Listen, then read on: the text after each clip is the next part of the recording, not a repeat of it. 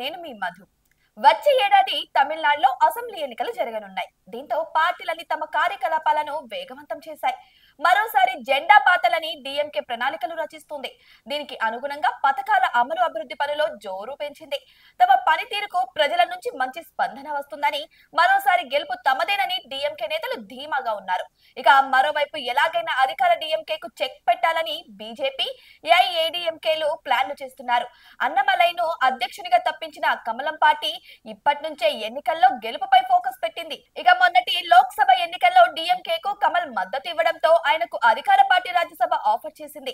ఇక ఈ పార్టీల సంగతి ఇలా ఉంటే, తమిళ దళపతి విజయ్ తమిళగల వెట్రి కలగం పార్టీతో అసెంబ్లీ ఎన్నికల్లో బరిలోకి దిగబోతున్నారు.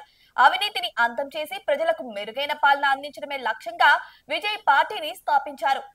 అసెంబ్లీ ఎన్నికలకు ఇంకా కొన్ని నెలలే టైం ఉండడంతో విజయ్ స్పీడ్ పెంచారు.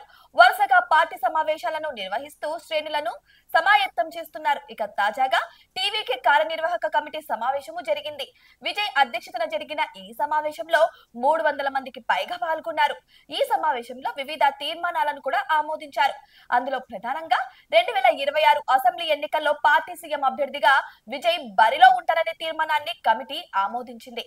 అంతేకాకుండా ఈ ఏడాది ఆగస్టు నుంచి డిసెంబర్ వరకు విజయ్ రాష్ట్రమంతా పర్యటిస్తారని కూడా పార్టీ నేతలు తెలుపుతున్నారు. అయితే వచ్చే ఎన్నికల్లో టీవీకే పార్టీ బీజేపీ లేదా డీఎంకే పార్టీతో ఎలాంటి పొత్తు పెట్టుకోదని విజయ్ క్లారిటీ ఇచ్చేశారు. తొలుత పొత్తులపై నిర్ణయాన్ని తీసుకునే అధికారం విజయ్ కి అప్పగిస్తూ కార్యనిర్వాహక కమిటీ తీర్మానాన్ని ఆమోదించింది. ఆ తర్వాత డీఎంకే, బీజేపీ వంటి పార్టీలతో ఎటువంటి పొత్తు ఉండదని విజయ్ ప్రకటించారు, స్పష్టం చేశారు. ఏదేమైనా తమిళనాడు సీఎం పోరులో మరో సినీ స్టార్ చేరారు.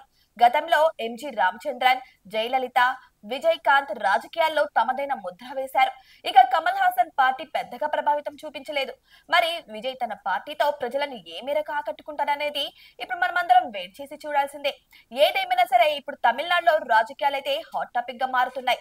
మరి మీకేమనిపిస్తుంది? వచ్చే సీఎం విజయ్ అంటారా, లేకపోతే ఇంకొక పార్టీకి అవకాశం కలుగుతుందంటారా?